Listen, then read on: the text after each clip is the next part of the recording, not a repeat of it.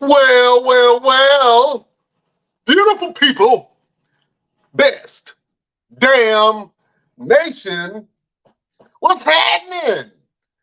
Thank you for joining the show. I am your humble host, Brian Renegade. And with me, I have the best damn crew. Uh, First of all, I have the entrepreneur of entrepreneurs. We know and love him as the genie of the best damn wrestling podcast, the dawn of the best damn wrestling podcast. The resident villain, LP, is in the building. What's going on? Hopefully y'all can hear me because I'm on this road. Hopefully I'm coming through loud and clear. Oh yeah, man, you coming through loud and clear, brother. You know what I'm saying? Be safe out there on them streets. Yes, sir. Yes, sir. Oh man. Next, we have the grappler of grapplers. We call him the Green-Eyed Bandit. You thought I was froze, but I'm not, because Mr. Everything is here in the flesh. He's your mama's favorite wrestler, and he can whoop your daddy ass, Mr. Everything, Victor Andrews. What's going on? What's going on, good people? What's up? What's up? Oh man, it's good to see you fellas in the place to be, man. First of all, I'm gonna go ahead and cut to the realness, man. You guys got a hurricane heading your way, and I want you guys to be safe out there. There's already been some damage going on by Hurricane Ida. Am I saying that right? Ida. Anyway, it's an I, but she out there causing hell and flooding stuff. So everybody that's in the path of the hurricane, all the way from Florida up to the Carolinas, you guys be safe right now. I think there are 450,000 power outages right now, and then there are some tornado warnings for a couple of places, and then obviously there's a lot of flooding going on right now. So you guys be safe. In the storm, make sure you got matches and you got batteries. You know what I'm saying? If you got a generator, go ahead and start powering that up. You know what I mean? Go ahead and get your canned vegetables together. You know what I'm saying? Just in case your power go out. You know what I'm saying? You guys be safe out there. Get all the milk and bread you can get. All the milk and bread you can get, Jack. You know what I'm saying? Make sure you got some sugar and some salt. That'll go a long way in an emergency, man. So everybody that's in the path of this storm, I want you guys to be safe and really count your blessings if you're fine. You know what I'm saying? If you're good, because not a lot of people are faring too good. You know, a lot of places getting flooded. It's not good. It's not good at all. So I just wanted to say that before we get the show kicked off. You know what I'm saying? You know, we try to keep it real out here, and it's on this podcast, man. Fellas, what's happening with you? What's going on, Mr. Everything? See, front and center, my friend. What's been going on with you? Nothing much, man. Nothing much. I'm always excited about doing the podcast. I'm not too excited today. Not too excited. Man, we'll get into part of the reason. But man, yeah. Before we take it Yeah, in, let's go to LP real quick before we. Let's see what LP got going on. Yeah, LPZ, what's happening, man?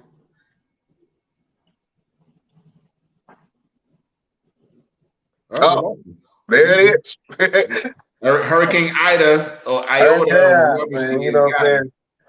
Wishing traveling mercies for your boy LP. He'll pop back in a second, man. Look, we can't hold it no longer, man. Let's go ahead and get into it, man. The news that swept the wrestling world. Actually, it's been a couple of deaths, man, that's happened that we gotta talk about. But I know last week we talked about the passing of Terry Funk, the legendary Terry Funk. And that was a big blow to the wrestling world, man, because Terry Funk is an absolute legend. He has reinvented himself. He has inspired millions of people, and we were saddened by the passing of Terry Funk, and we talked about that last week. And then, out of the blue, the late great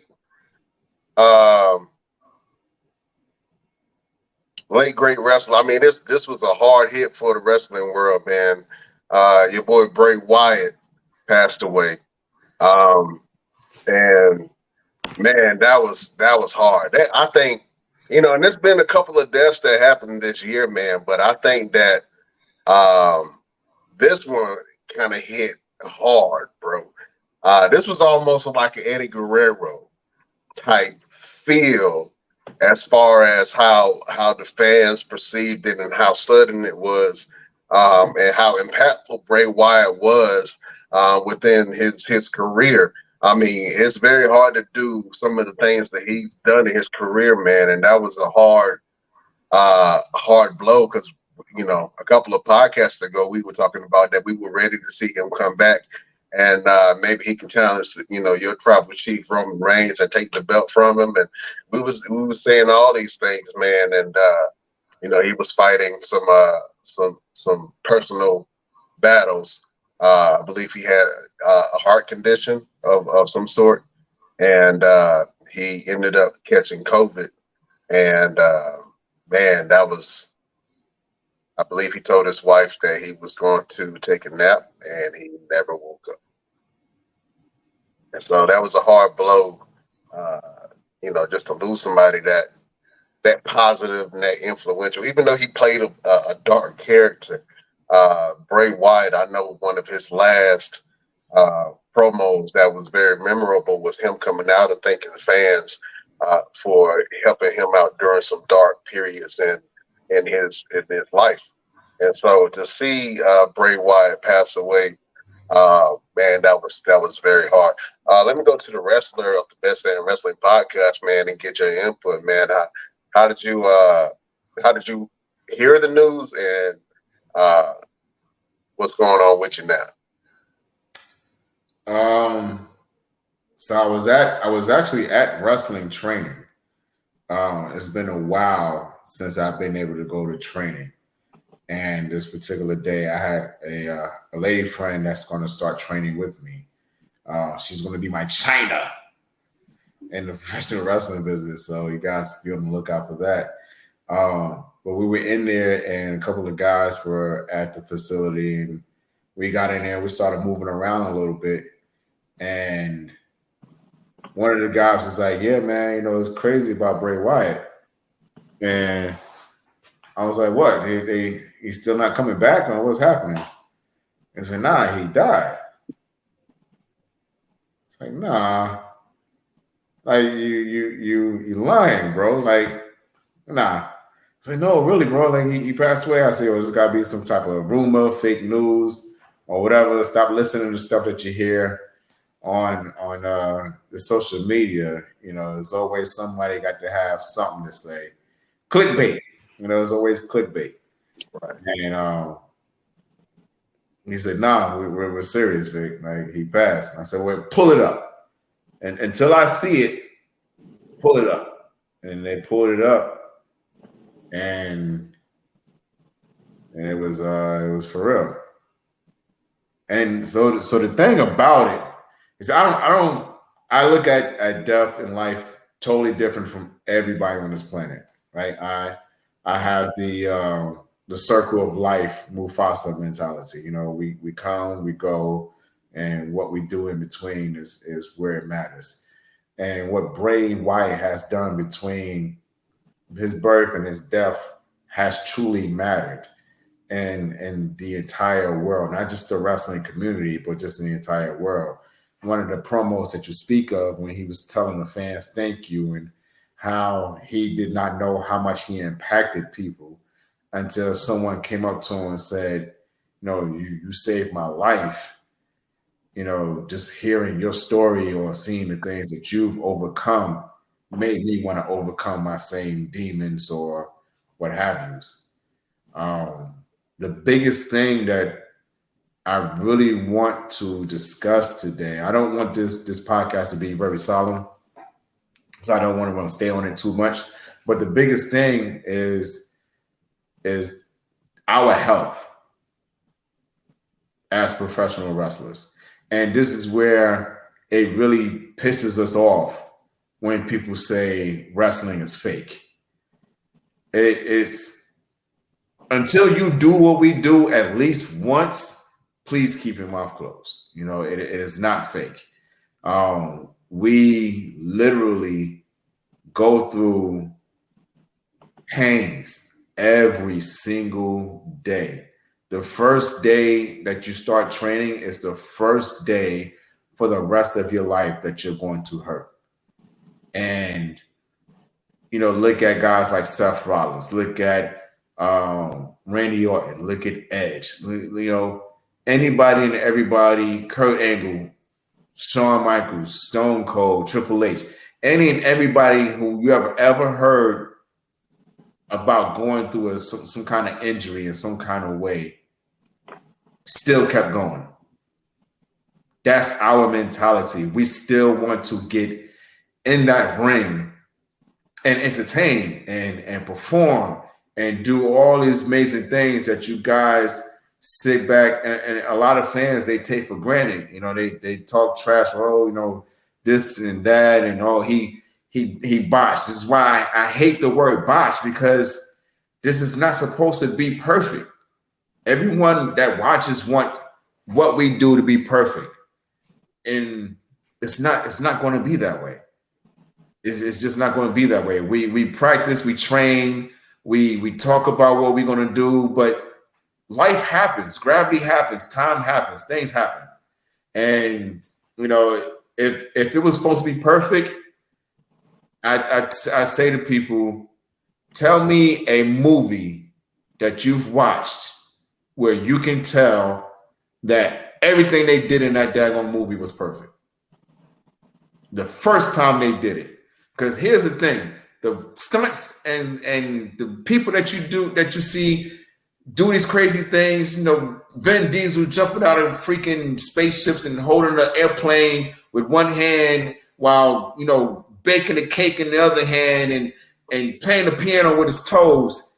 Did not happen that first time when you see it on a movie. They have opportunities to do it over and over and over and over again till they get it. We got one chance. When we get in that ring, we got one chance to get it right. And make it look good and make it look entertaining for the masses that pay their ticket and you know, pay their money for that ticket to sit in that seat and just to sit back and say that was fake. It's disrespectful. It's a disservice to us, and we really need to start looking at the seriousness of this. Bray Wyatt was somebody who, no matter what he was going through, he just wanted to get in that ring.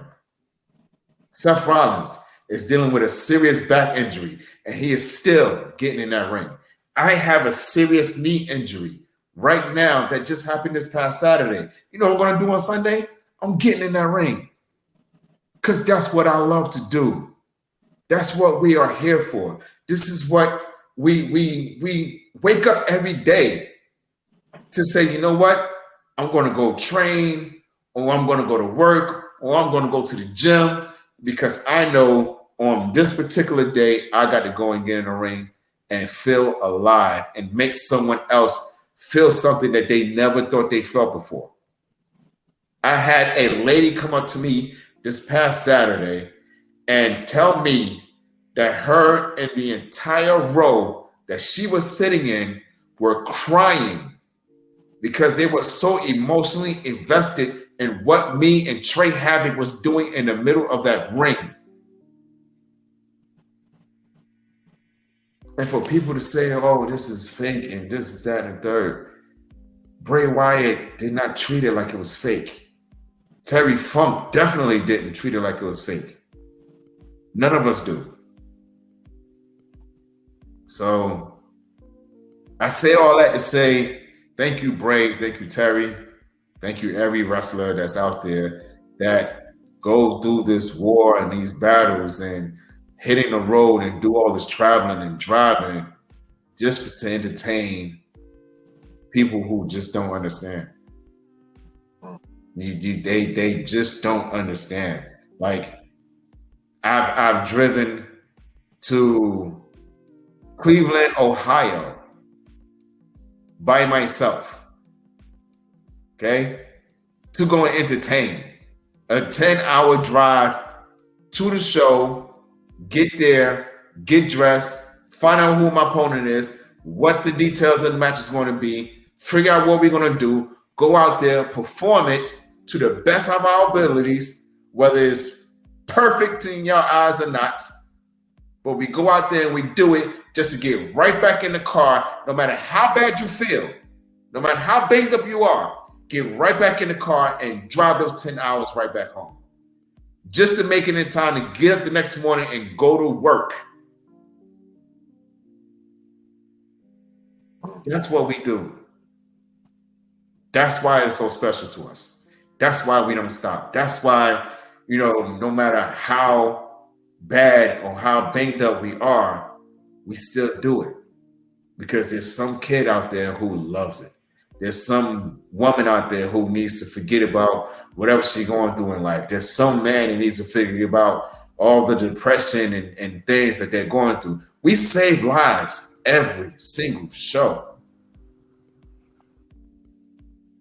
We save our own lives every single show. That's just my soapbox, man. Yeah, let's move on with the show. Oh man, let it out. That's why we got this outlet. You know what I'm saying? You know what I'm saying? Let it be known. You're right. Wrestlers do take a lot of risks, man. It is a lot of wear and tear on your body, and I think that when it was first announced that Bray was going to step away for a little bit, they said it was for some undisclosed issues, but obviously, his heart issue was a serious thing there. So we at the Best Damn Wrestling Podcast want to say our condolences to the family of Bray Wyatt. Man, it was a hard blow. I cried. I ain't gonna lie. You know what I'm saying? So, certain things kind of hit you, man. I know when Eddie passed away, I kind of shed a tear. And then with this one with Bray, man, that was just so sudden. And I've always been a Bray Wyatt fan, man. So, man, it's gonna be hard to fill those shoes, man. But you see a lot of wrestlers paying tribute to Bray Wyatt, for sure, man. You even made a tribute to Bray Wyatt in a lot of ways. And I'm gonna show a clip of the match that you had with Trey Havoc a little bit. I'm gonna have you kind of do the commentary for it. But what's happening, Chef? We got Chef there, the Chef Showtime, man. Gotta acknowledge yo Chef. What's happening? How are you fellas doing today? Oh man, we're good. I like the fit, man. You know what I'm saying? You looking mighty jazzy today. This is my workout outfit. Your workout fit, man. Money must be flowing in, then, Chef. I see it. You got some Wagyu beef in your freezer right now. I know it. He worked for FedEx. He got that FedEx raise. Oh, that FedEx raise. That FedEx raise. Yeah. He pulling up in Lamborghinis, dropping off packages. Oh man. Hey, look, all the groupies is following after the FedEx trucks, man. You might as well drive a Benz around. You got a FedEx truck, boy. You gonna get all the attention. Oh man, but it's good to see you, Chef, man. Let's talk about it real quick, man. We were talking about the passing of Bray Wyatt. Chef, I want to know, why don't you say a couple things about Bray Wyatt, man, and this passing. Oh man, you guys know I'm a Bray Wyatt fan. That was my boy, #1 draft pick. It hit different from the other wrestlers. Like, okay, when I heard Terry Funk, I'm like, whatever. And he's a great, but I wasn't. But Bray Wyatt, man, like there's no words. I've been the whole time I've been telling you guys, oh, he about to come back and win this championship. And this, like as a fan, you knew something was wrong because he had that match with LA Knight, then disappear. Like that don't sit right. Like either they gonna fight. That means you got fired or you're hurt. Nobody knew what he was going through. Nobody like Mr. Everything was saying. Man, these wrestlers nowadays be going through pain. Like Seth Rollins, his back's broke, and he's still out there performing to make sure people smile. And that's a big thing. Like they don't have to do it, but they do it for their fans. Like if it was up to Bray Wyatt, he probably still been in the match till the day he passed away. But that's some crazy stuff. Like it really hits different. Like I don't even want to watch wrestling that much no more because I can't see Bray Wyatt come out as a fiend or something. The Fireflies Funhouse. That was my stuff. Yeah, man. Best Damn Nation. In the comment box, man, I want you to say some nice and kind things about Bray Wyatt if he's touched your life, if he's entertained you in any kind of way. Leave some comments in the comment box about the great Bray Wyatt or the legendary Terry Funk. Also, man, we lost Bob Barker, man. That was a hit. You know what I mean? Legendary game show host. And he also hosted one of the most successful Monday Night Raws, man. He is forever a WWE legend also on the celebrity wing, man. And so that was a big loss, man. What come to mind, bro? This was fun. This would come to mind. Every time I hear Bob Barker, remember the movie Happy Gilmore? Yes. Yeah. When he got to a fight and he beat up Happy and he like, the price is wrong, bitch. Every time I hear his name, that's what pops in my head all the time. Oh man, Bob Barker, man, is an absolute legend, man. And so that was, throughout the game show world, and that was a huge loss right there, man. Oh man, let's you know what? Let me put somebody on the spot real quick, man. He had a match, and I want you to talk about it, Mr. Everything. You had a match this past weekend with Trey Havoc, man, and heard you guys went to court. It was a battle. I saw a lot of the match, man, and it was absolutely great match. Let me show the flyer from it. You know what I'm saying? That looked like it was a prime fight. You know what I'm saying? It looked like it hurt. You know what I'm saying? It looked like y'all went through it. Let's talk about this match a little bit, man. And I know you just mentioned a little bit about it. And you made women cry and in the front row throwing panties and stuff after the match. Let's talk about this match that you had, man, with Trey Havoc, bro. Absolutely. So, the promos, like, I don't think a lot of people understand promos make a match. We can go there and put up a graphic and say, these two individuals are going to wrestle. What's going to really make you care about the fact that these two individuals are going to wrestle? Trey Havoc, I met him probably, I want to say maybe 5 years ago. And he reached out to me. He said, hey, would you mind if I came and trained with you? I said, not a problem, come on out. And this man would drive 2 hours. Him and his wife would drive 2 hours and just be at training with me at 7:00 and then train with me for about 2-3 hours and then drive 2 hours back home. And when I saw that, I was like, you know what, this dude really wants it. And he would do it twice a week, 2-3 times a week with no argument, no gripes, nothing. His wife is very understanding, which is very big. We need somebody, and when we're in this industry, we got to have somebody who's truly behind you like that, who will be like, you know what, if you're going, I'm going too, because I don't want you on that road by yourself. So shout out to Callie for being that woman for Trey. So the promos was pretty much saying almost like a student versus teacher type thing, you know, a mentor versus mentee. And I pushed Trey even in the promos to be able to excel, you know, bring himself up, you know, be greater than what he's been used to. And I told him, don't worry about the title. You know, the championship is one thing. I could take that from you any day. But I want you to show the world how good you are so I can show them how great I am. You know, if you can go out there and show them how good you are as a fighter, a wrestler, or a sports entertainer, whatever label they want to put on, that compliments me. That shows how great I am because I gave you some tools. And during the entire match, I just kept yelling at him, like, don't you give up, don't you stop. Don't you stop fighting, don't you stop breathing. I don't care how much pain you're in. I'm in just as much pain, but I'm going to get up. And I expect you to get back up too. And the fans hearing that was different from them because they never really hear wrestlers really talk in that type of manner, you know?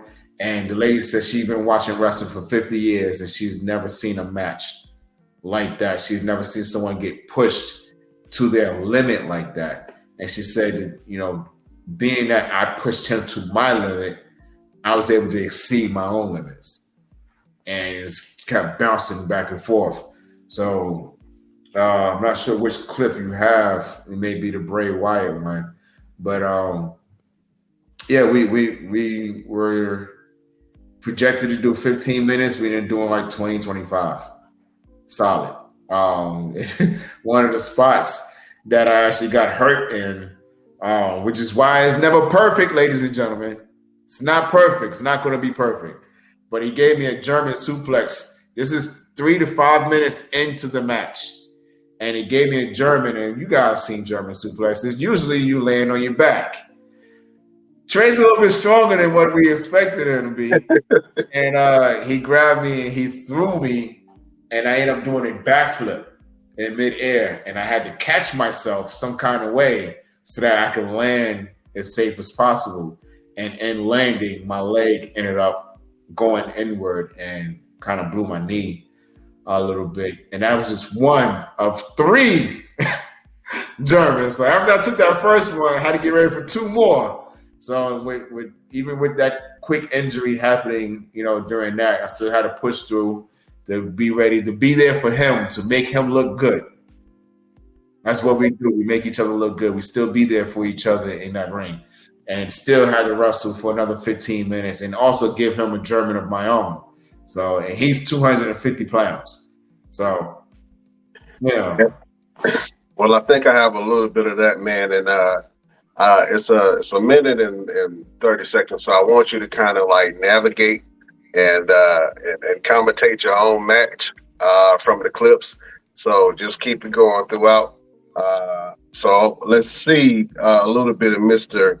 Everything Get Down with your boy, Trey Havoc. All right, so right here, this is a big spine buster, and this is where I give him the really strong headlock. You know, I do a lot of MMA style stuff, so just kind of rain down some elbows on him. And this is where the German that I've been talking about comes into play.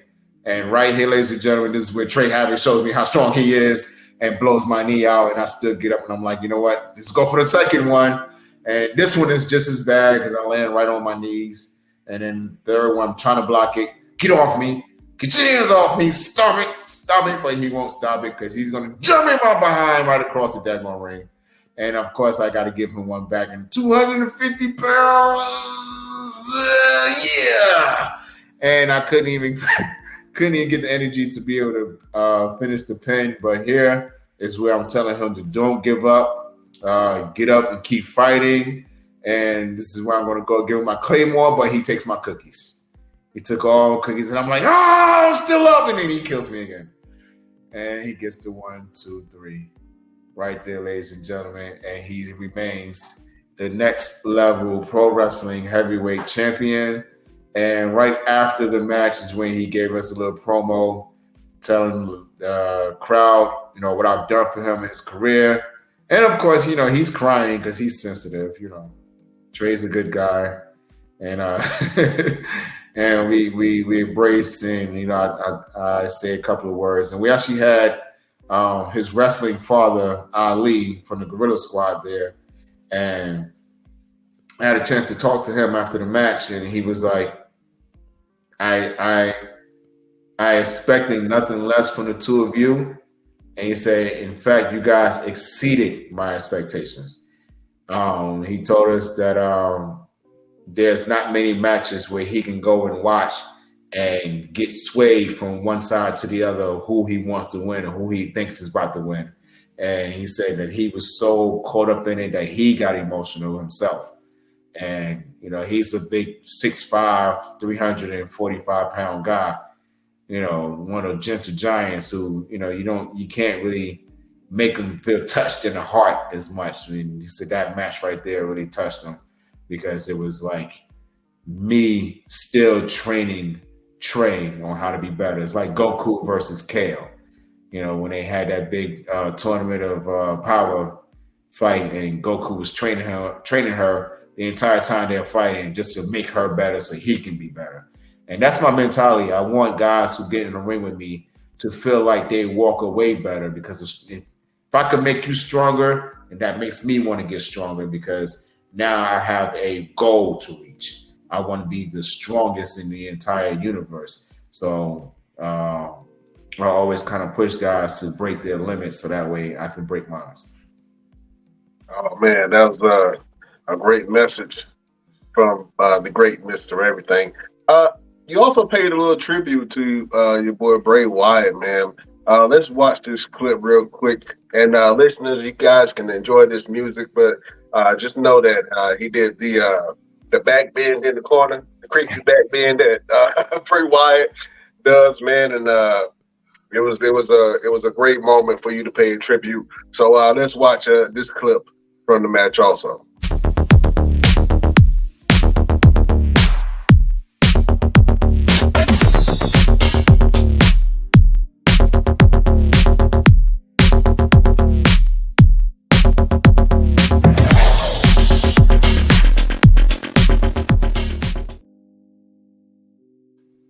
Oh man, sorry about the porno music, y'all. I know. I'm sorry about that. I didn't mean they had porno music on there, but yeah, that was some tributes that you had to Bray Wyatt, man. I thought that was a great thing for you to do, man, within your match, and you guys definitely told a good story. So I want to salute you for that, my friend. Appreciate it. Thank you. Oh man, your boys LP's in the place to be, man. Real quick, I want to give you an opportunity to say some things about your boy Bray Wyatt.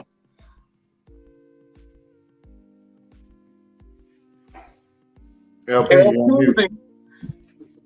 yeah. I mean, I hate that that happened to him. I think everybody was waiting for him to make a comeback and see something new. But I just like kind of just look at the past. Like he was always I always felt like his the Wyatt family gimmick was one of the greatest things ever. I really thought that was all. I've always felt like that was on the Undertaker level. They really should have kept that. That's just my favorite version. The Fiend and stuff was cool too, but now the Wyatt family version, that whole thing was, to me, was like one of the best things they've ever done with a character. And if they would have kept world building. I think if they would have let him do more of the world building of that character when they didn't know what to do with him, instead of putting him with Matt Hardy and all the other kind of stuff, if they would have let him find a new level of that character, because it was a lot like the Undertaker to me. And the Undertaker, if you look at the Undertaker, it seemed like he did the same thing his whole career, but he didn't, because the Ministry of Darkness of Undertaker was one thing. Dead Man Walker, that's another. Like, it was like 7 or 8 variants of the Undertaker, but all of them almost seemed like the same Undertaker, if that makes sense. So I really wish they would have did that with his Wyatt family stuff. But he definitely would be a great and he'll be missed. Like I said, we just look back at the great moments that he had, and I hope him and his family, well. Hope WWE will take care of his whole entire family, like I think I read that they were.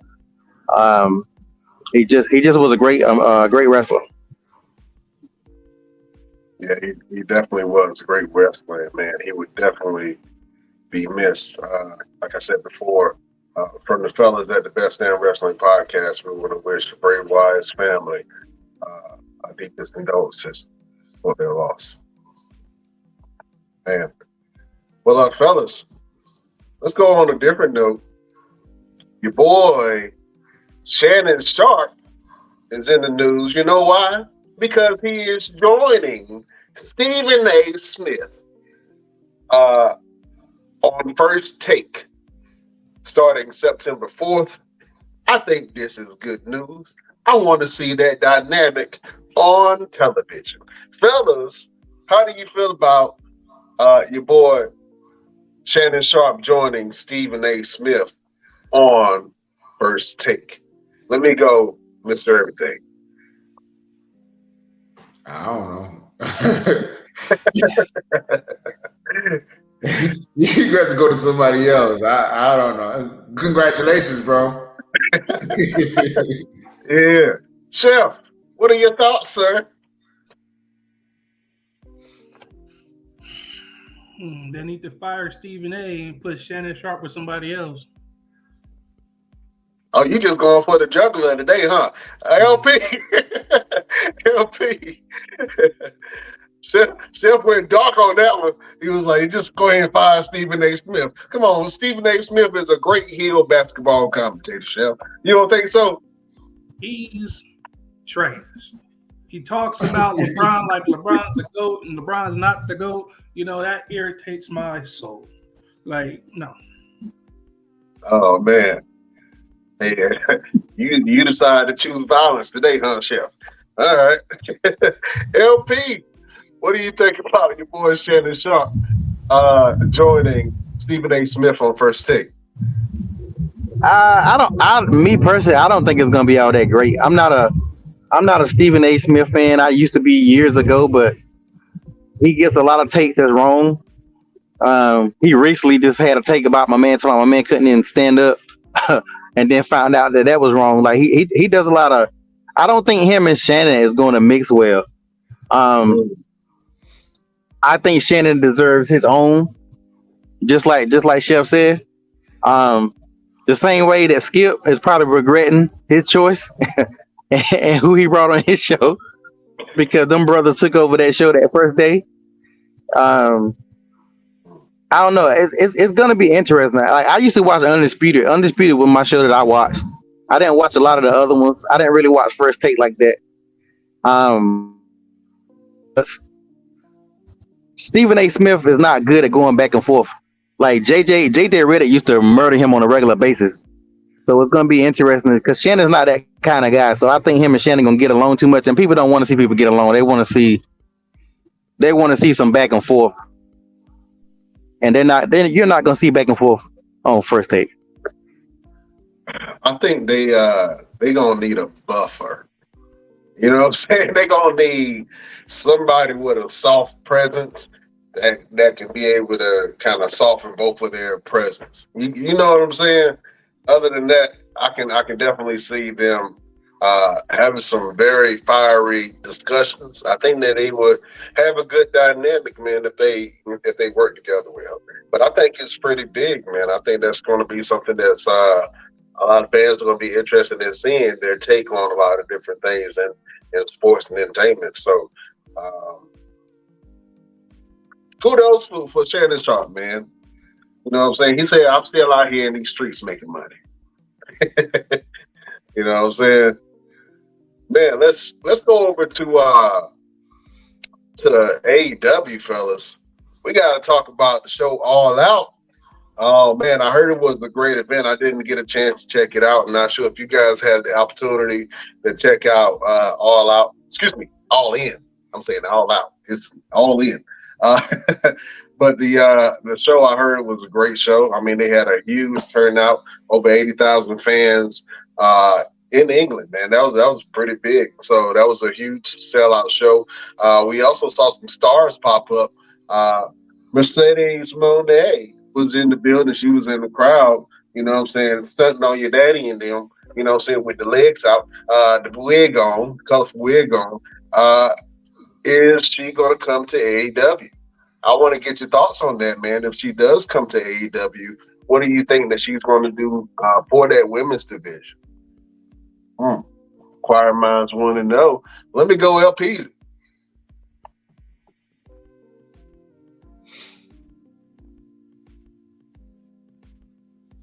LP, you on mute? All right, let me switch over to Mr. Everything. What do you think? I think she can elevate the women's division. I would really love to see Mercedes versus Saraya. I think that would be a really good match. Because I think they've had a match at WWE, right? And if I'm not mistaken, she was the reason why Saraya ended up having to retire. Yeah. So I think they need that back. They need that moment back in a better way.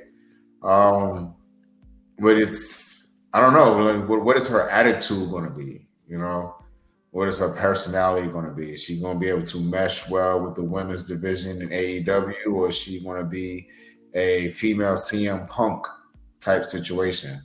I don't think I really hear too much about her being like a diva now, more so than when she was with WWE. You know, she would walk around saying, "Oh, you know, I'm not doing this," or "I don't want to do that. I'm not signing no autographs," and you know, things of that nature. So I'm hoping that she's a little bit more humble. So when she does, if she does go to AEW, she's going in with the mindset of trying to help the women's division, especially the women that are there, kind of elevate them rather than going and saying, "You know what, I'm freaking Mercedes Monet. You know, you should be bowing down to me, doing whatever I say." So I hope she doesn't walk in with that type of attitude.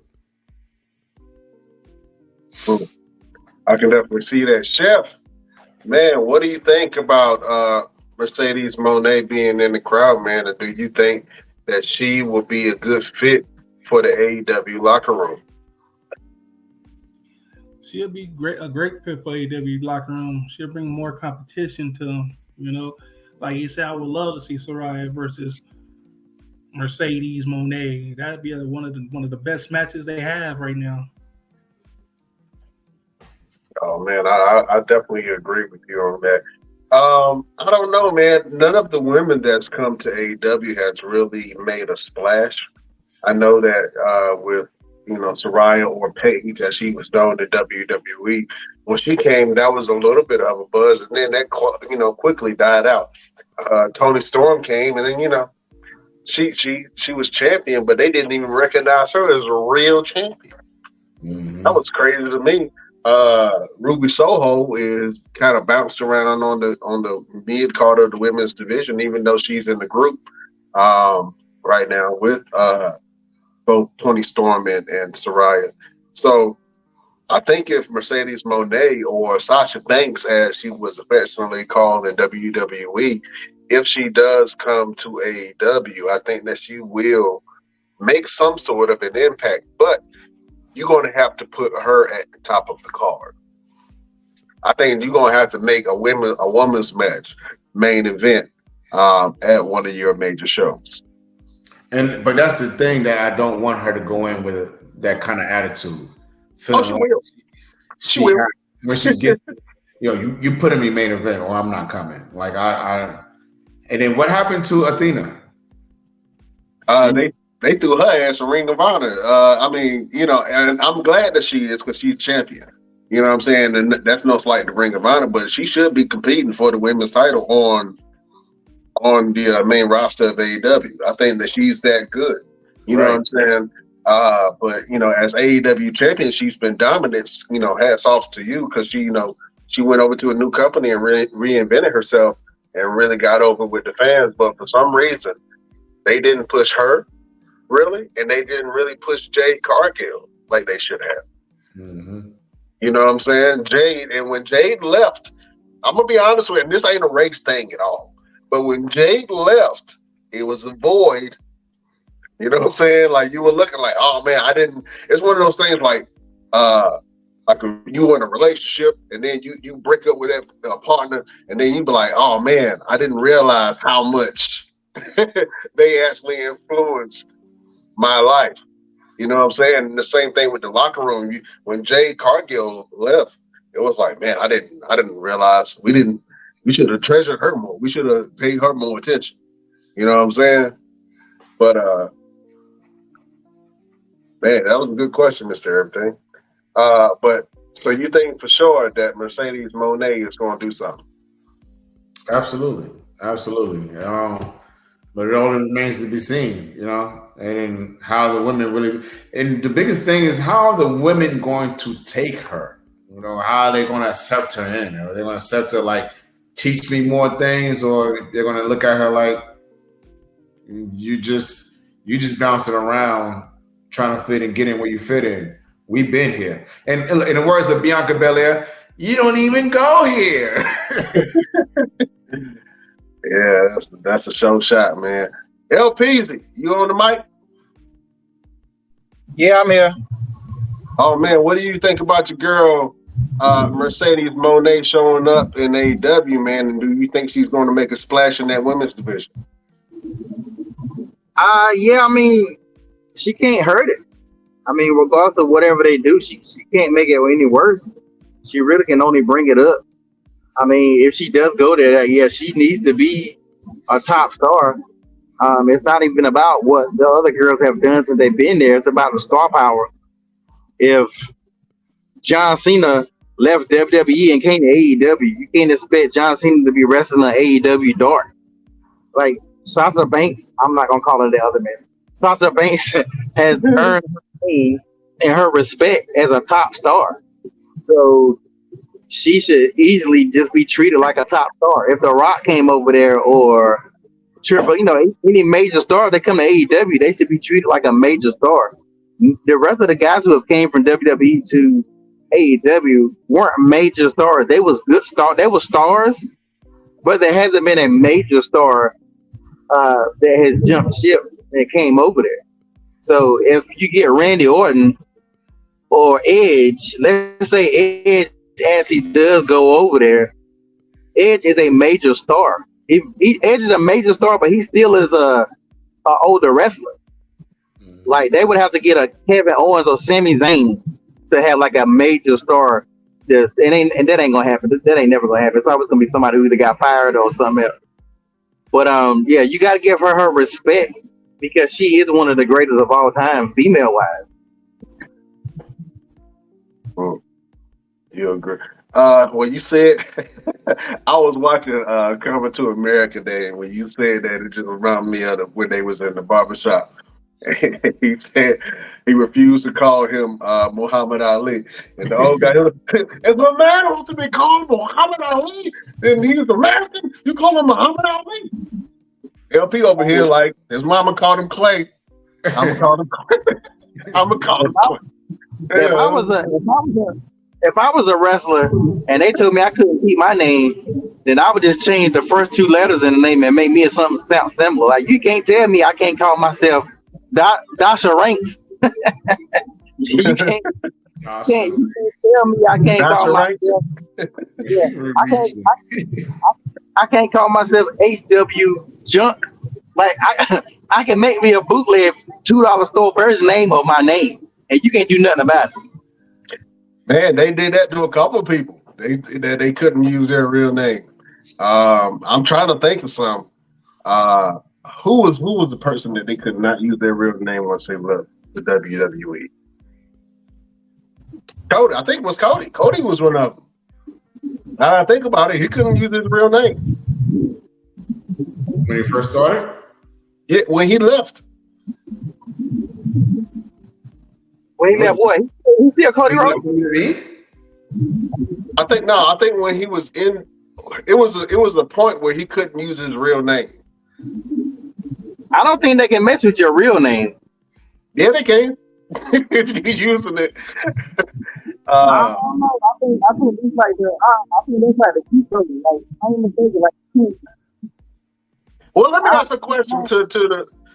I'm sorry, I didn't mean to cut you off. Let me ask a question to Mr. Everything. When you came there, and I'm sure you wanted to use your name, right? I know you wanted to use Victor Andrews when you wrestled for the WWE, and you've been in NXT, and you've been on main roster to wrestle events. How did you feel when they said you couldn't use your name, and then they gave? How did you choose your name that you were going to go by? Or was it like you're going to be this person? Well, that's the weird thing about it, because when I did NXT, they gave me the choice of whether you want to use my wrestling name or my real name. In fact, shout out to Steve Corino. He was my point of contact, and he came to me and he said, "Triple H wants to know what name you want to use. Do you want to use your wrestling name or do you want to use your real name?" So he gave me that choice at that moment, and I told him, "said Well, people know me by Victor Andrews, so I just want to go by that in terms of wrestling." And he said, "Well, just let you know, he loves your real name, so that wouldn't be a bad idea if you used it, if you wanted to use it in wrestling." But I'm like, 10 years in, I think I need to just keep going with Victor Andrews, because I built that name up from the ground to where it is now. And then when I did main roster, it wasn't no choice. It's pretty much what was given to me. No one asked me anything. They just walked up to me and was like, "Hey, you're going to be." And at first, it wasn't even supposed to be Bert Hanson. It was something else. And Byron screwed it up. So when you hear him say Bert Hanson, I don't know if you can catch it, but the look at my face is like, who the hell is Bert Henson? That's not the name they gave me. You messed up. You threw me off, Byron. You messed me up. It's my big moment, and you threw me off because you said the wrong name. Now I don't know how to respond. Man, Byron knew he don't know nobody black named Bert. I never know nobody's name. Not one. I ain't got no Uncle Berts. I ain't never heard of nobody named Bert. You know what I'm saying? The only Bert that I know is on Sesame Street. Yeah, exactly. You know what I'm saying? That's it. And before that, I did the Jessica Lashley thing. So, of course they didn't use my name then. But yeah, it's just, I think the only time they really gave me a choice was when I was at NXT. That's interesting. Well, Yeah, but I'm gonna have to look at that though. But I still don't think they can take your legal name. That's like Christian. He's still Christian, but he's Christian Cage. He's like if you get your real name, like your birth given name, they cannot tell you what to do with it. It's hard to think it because I'm trying to think of any wrestler that went from what wrestler uses their real name. It's not that I can't think of really many. Hulk Hogan.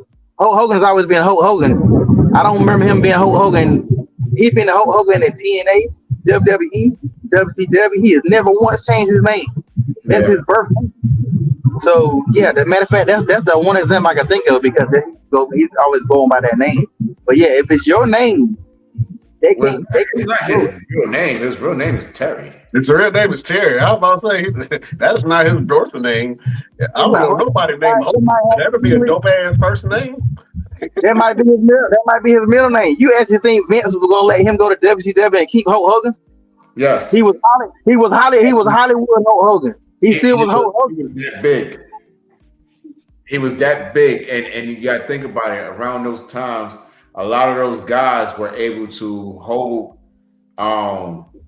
ownership of their names. It wasn't until after they had guys leaving the company where Vince said, "You know what? I need to start putting some ownership on a lot of these guys' names because some of these guys are leaving. They're taking the name with them, and their following is going with them." Look at Hulk Hogan, Ric Flair.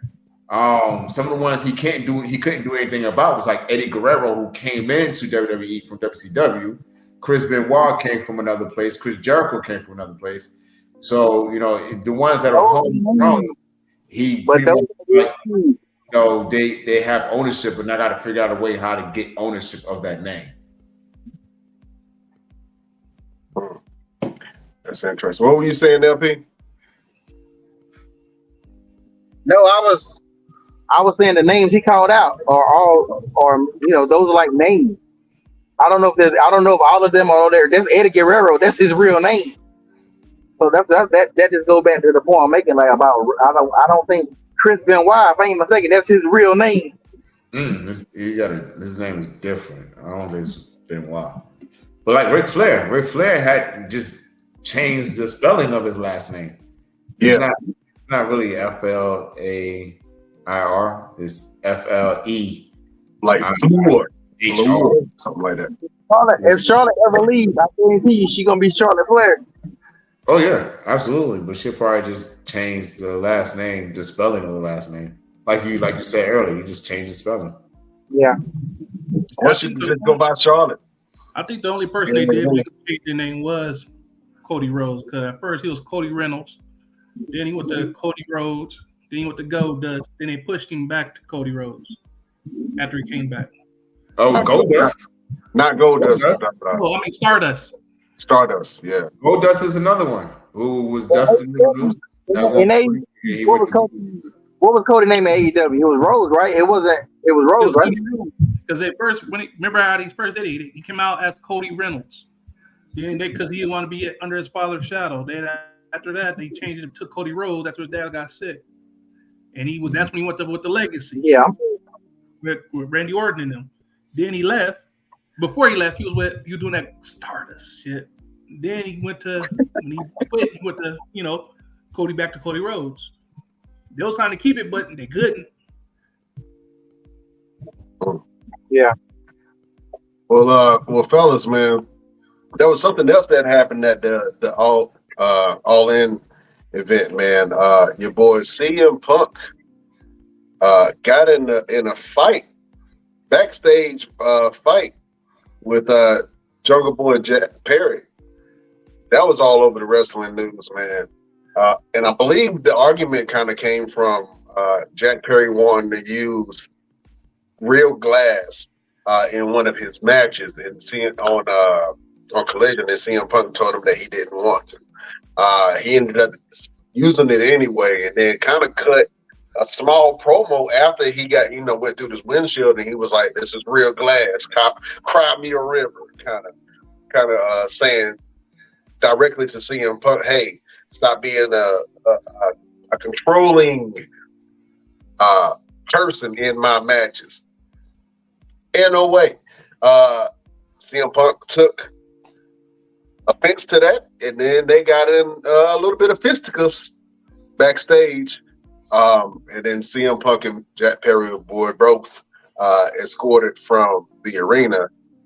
Fellas, it seems like every major event, man, CM Punk gets in a fight with somebody. Do you think CM Punk is a little poisonous when it comes to the locker room, man? Because it seems like Tony Khan gave CM Punk a lot of control over the Collision show. Mr. Everything, I saw you shake your head, man. What you got to say about your boy Punk? Like I said last week, man, the dude just need to sit down and get money. What is wrong with you, bro? You already got you. Oh man, like it's annoying because guys like Trey Havoc, I'm not even gonna say me. Guys like Trey Havoc who have the ability and the tools to be able to be an AEW superstar and who would appreciate every opportunity he's given. Like I don't get it where these guys get to a point where they say, you know what, I'm bigger than who I really am. But you're not. Like, chill. Why? What? You're gonna end up having a situation where nobody's gonna work with you, or somebody's gonna say, I'll work with him, and you're gonna have a shoot fight right there in the middle of the ring. And that's something that we don't ever want to happen. Like, the fans first of all, they should not be reading any type of backstage altercations. This stuff should not be out in the public in the first place. But then you should not have it to where it's getting to a point where it may boil over at a show in the middle of a ring. Like, who really wants to see that? It's supposed to be family friendly. It's supposed to be for a moment where everyone can go and just forget about what they're dealing with in their own lives and you got somebody like CM Punk who just won't sit down and shut up. Like I'm reading the news report now. He had the altercation with Perry.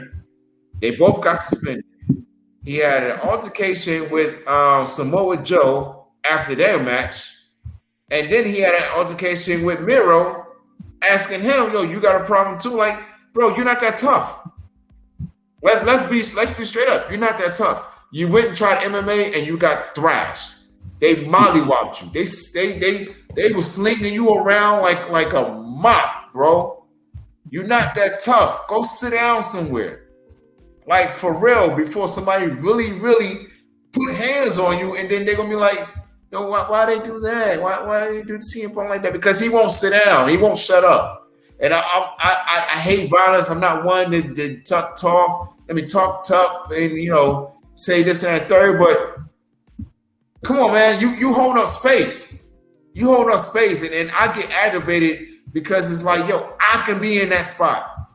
Trey Havoc could be in that spot. Mark James could be in that spot. There's a lot of guys that's out here that's grinding and busting their behinds every week just to say, you know what, I want an opportunity, or give me an opportunity, give me a contract or something.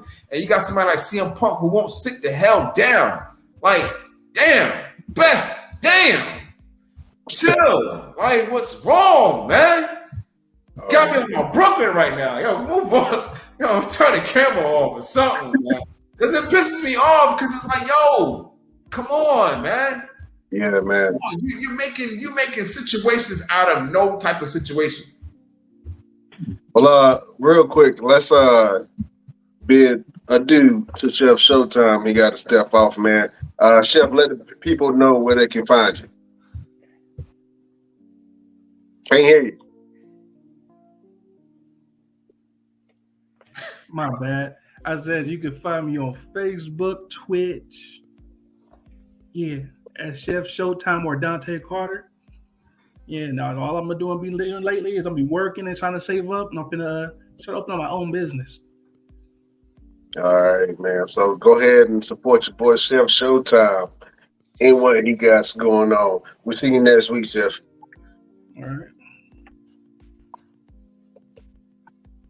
Man, LPG, what do you think about CM Punk, man? Your boy is causing all kind of controversy and stuff.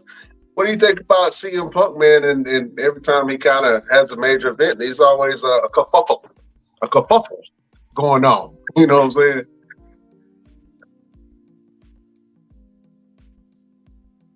The LP is in the place to be. Well, I'll tell you what I think. I think that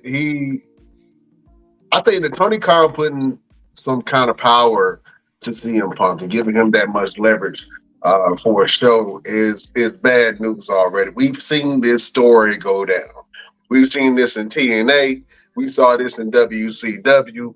And to give a wrestler who is currently wrestling that much power is not a good look. I think Tony Khan thinks that CM Punk is this cash cow, and he may be. But to be honest with you, man, it's starting to get more trouble than it is benefit. Just in my opinion, you know what I'm saying? Is CM Punk really bringing in the type of numbers that you need to see to be able to really compete with the WWE? I don't know. Maybe. I mean, this past All In event, man, it kind of showed the star power that AEW has really built up over the years, man, to be able to put on a huge show like that.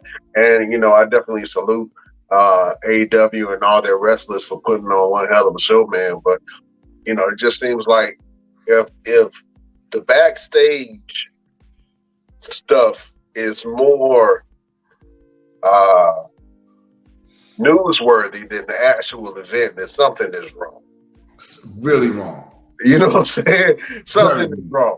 Y'all got to change something. Go ahead, Mr. Everything.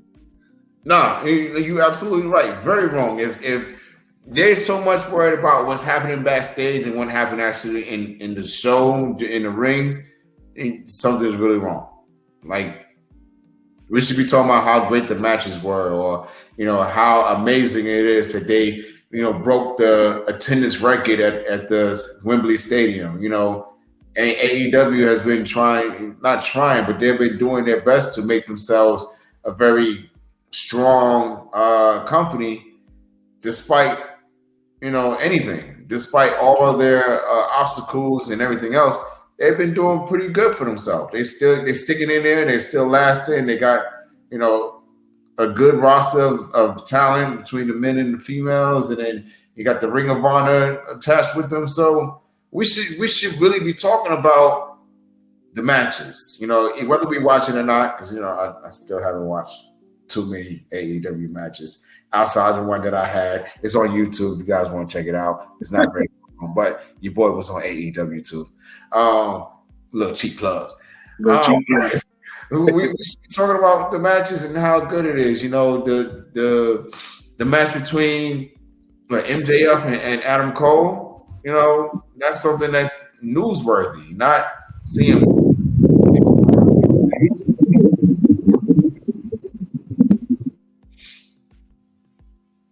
Yeah.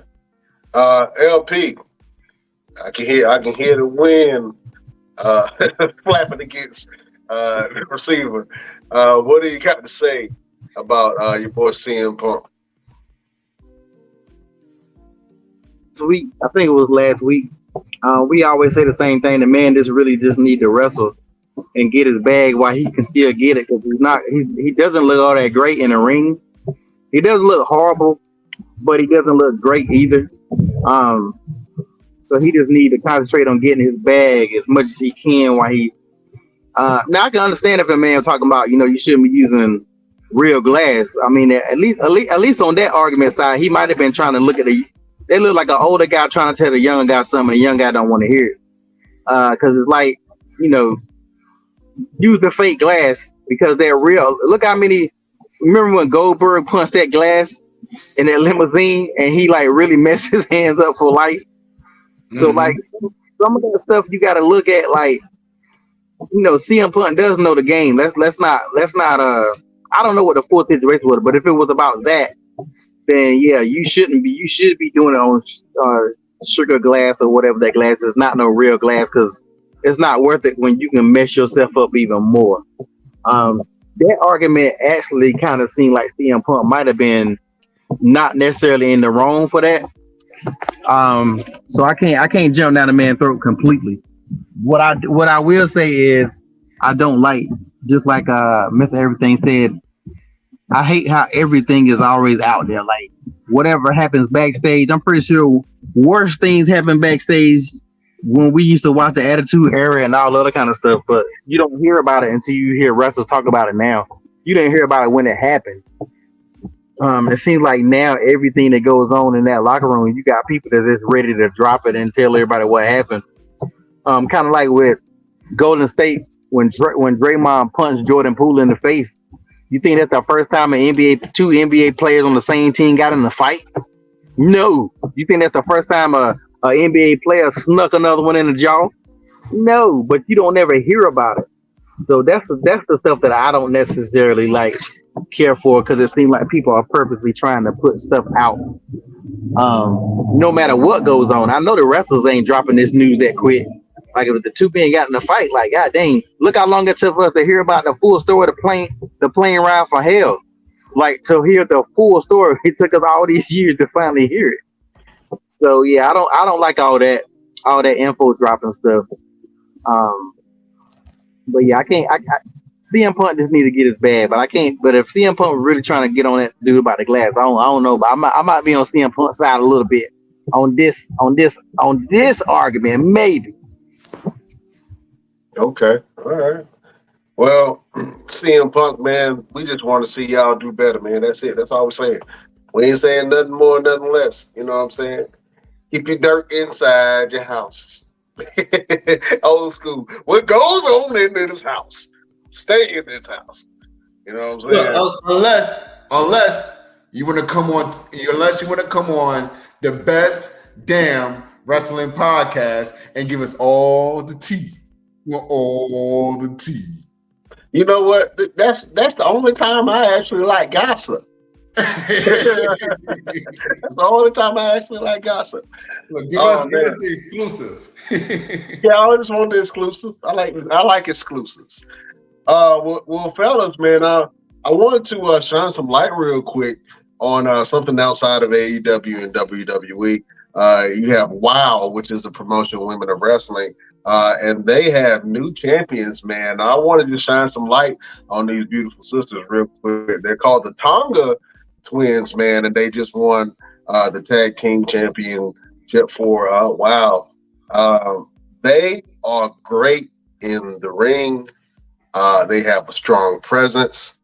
I think they would do great in a promotion such as AEW or WWE.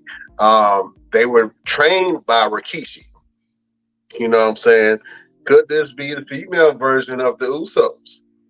You know what I'm saying? Inquiring minds would like to know, but these ladies are absolutely amazing in the ring. And I think that they can really make a splash with the right presence, with the right training, and with the right writing. Fellas, I just want to ask a question. Do you see a possibility of an all-female bloodline? Absolutely. Mm. Absolutely. If you align those two young ladies with Lady Tapa, who's also Tongan, that would be if you don't know who Lady Tapa is, go and look her up. She's the niece of Barbarian. Mm. So that would be an amazing thing to see. I mean, because when's the last time we really had a strong, dominant female faction?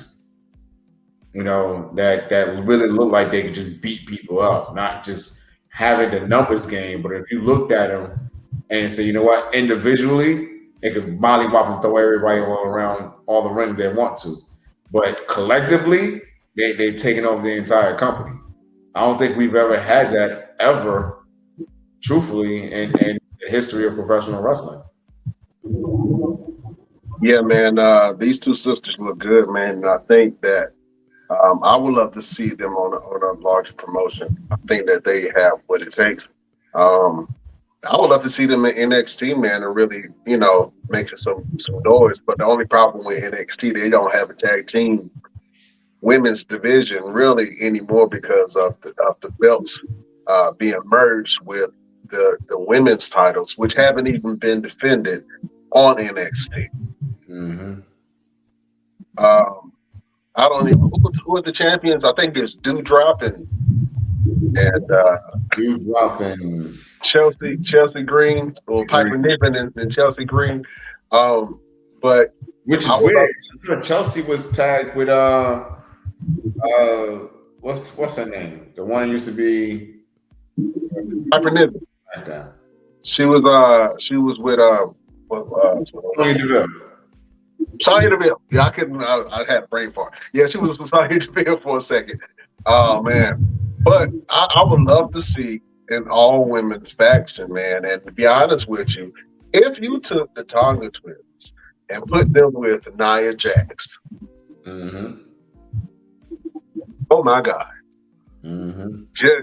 They would really wreck shop. Mind you, Nia Jax has been looking really good lately, man. She's been stunting on everybody, losing weight. She's been working out in the ring, teasing her combat, man. So, like I said, I think that they have the possibility of gaining those two stars, man. If the wrestling world is really paying attention, I think the Tonga Twins, man, are next up. You know what I'm saying? Right now, they're champions in promotion. Wow. You know what I'm saying? Women of wrestling. So hats off to those ladies, man. But I would love to see them on a big screen and really doing some things. Oh, they kind of, like the Renegade Twins. I know they're not twins, but the Renegade sisters. I don't know that they're renegades. They're really good, man. They are really good. So I know the fans are kind of wanting us to have some more female wrestlers and presence and interviews on the show. So we're gonna make that happen. Real quick before we get into predictions, because I know we're gonna have to run through those real quick. Listen, there's a match that's going on, and there's a verbal confrontation between your boy LA Knight and The Miz. And this past Monday, man, The Miz came out to LA Knight's music, dressed like LA Knight. He looked like LA Knight. The fans went crazy until they realized that it was not LA Knight. It was The Miz, man. And then he cut this scathing promo that really cut to the core of what LA Knight is right now. And he's saying, you know, you're just the catchphrases, and you can see how I'm just using your catchphrases and all of this stuff to sway the fans. But when all the dust settles, I'm going to expose you. You know what I'm saying? And I think that there is a question mark of if LA Knight can really go. I've seen LA Knight in some matches. He can wrestle. But the question is, can he really be the megastar that he's claiming himself to be? And can he really prove himself in the ring? And to be honest with you, The Miz is the measuring stick for success in the WWE. Let that be known and said. Every star, since The Miz has been there, every star that's been made, The Miz has had a hand in bringing them in and introducing them to the WWE. I can't say every star, but a lot of people that are paired up with The Miz in some type of way, especially if they have a feud or if they're just entering the WWE, The Miz is kind of the measuring stick on if they're going to be a star or not. I can honestly say that, man. And so I'm going to keep on putting respect on The Miz's name. But, man, he dug into LA Knight. I think this is going to be a good match. But I would love to see them have more verbal altercations, man, because that is gold. If you haven't had the opportunity, go back and check that out. Have you guys had the opportunity? I want to see what LP got to say about this whole thing. What do you think about The Miz and LA Knight's back and forth? It was funny. I mean, if you're a fan of The Miz, he did it to John Cena and he did it to The Rock. I mean, his impersonation of The Rock was ridiculous. So that's what I mean. The Miz always does great at this kind of thing. I think that this is them seeing if LA Knight is going to be that guy or not, or they can mess around and bury LA Knight. So it really just depends on how they go about doing it. They can destroy him, or they can have him, get his moment. I hope it's not the latter. I hope they're not gonna. I hope the Miz bring him up and don't do too much, because you don't want to be another Austin Theory. I really think that promo that John Cena did to Austin Theory destroyed Austin Theory. It was not. I don't know if it was meant to make him get better or whatever, but that promo he did destroyed Austin Theory. He almost destroyed Roman. Roman was able to flip it a little bit later on, but John Cena almost killed that guy's career with one promo. So I think they got to be careful with how they go about doing this. But yeah, it was very entertaining, but it wasn't better than his impersonation of The Rock. His impersonation of The Rock would be my top. Yeah, I liked both promos, but I definitely like LA Knight, man. He was really spot on with LA Knight.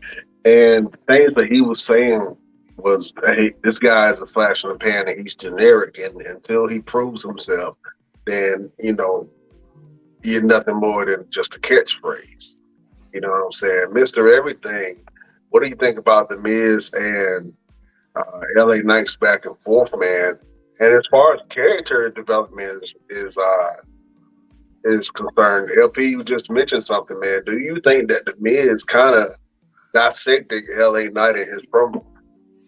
I think this is something that's going to help both gentlemen. The Miz has just been doing here and there, paired up with this one. got a little something going on with this one. He really hasn't had anything that got anyone invested in what he was doing in a very long time. I mean, the whole thing with Dexter Loomis was dumb.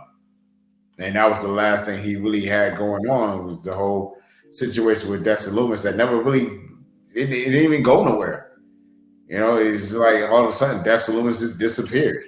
So this whole interaction with LA Knight is going to help the both of them. LA Knight is great on the mic. We know that already.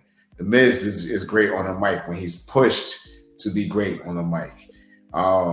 The Miz is good in the ring. He's very nice in the ring. LA Knight is very nice in the ring. But again, like I said before, LA Knight has to work his match the way he works his mic. The mic, pause. He has to work his matches the way he works the mic in the ring. You know, I think he gets in a ring and he tries to move a little bit too fast. And, you know, just give him a little. You know, a little means a lot in the long run. You know, it's emotion over motion. We talk about it all the time when we're training.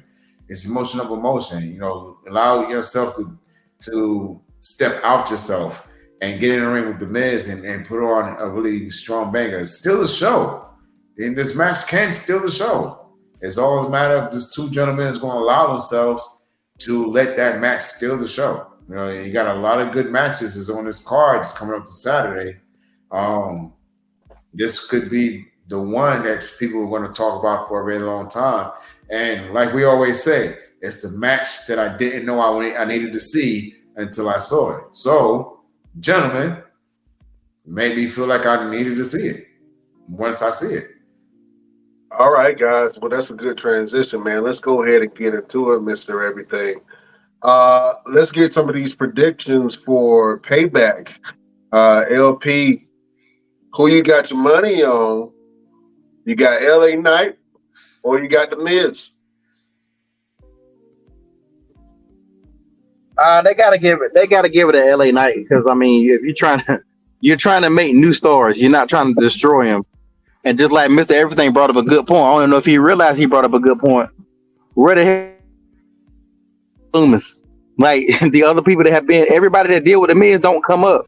Some people go away. So if they're gonna let this guy, the fans want him. There's no need to destroy him. Just embrace it and just give it to LA Knight. Oh man, Mr. Everything, who you got your money on? You got your money on the Miz or you got LA Knight? LA Knight, yeah. Yeah, I think I'm gonna go with your boy LA Knight too, man. The Miz is great, and I think the Miz is really going to elevate LA Knight. And you know, like I said, the promo was really scathing, but it causes LA Knight to kind of dig into his bag and really see how great he can actually be, both on the mic, in the ring, and as a character, man. So working with a guy like Mike the Miz is definitely going to elevate your boy LA Knight. Yeah.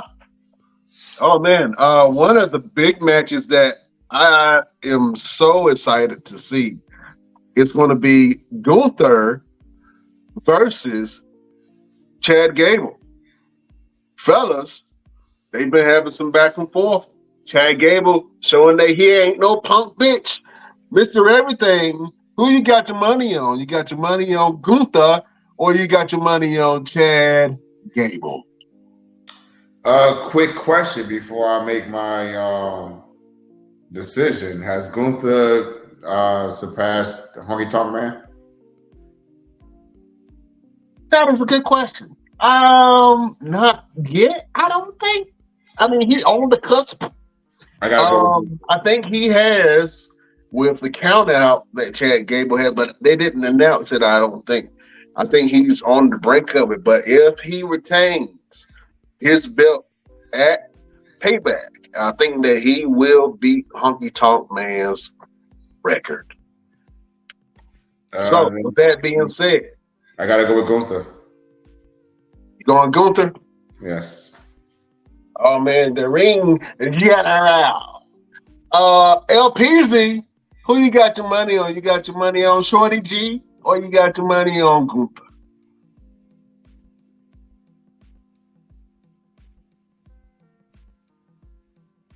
LPZ, LP, LPZ, You LP. might not be. You might not be this area.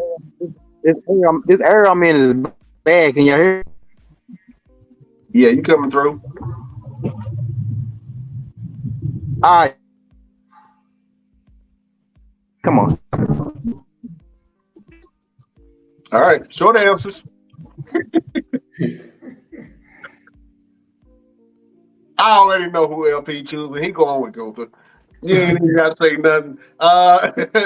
That's already a given. That is already a given.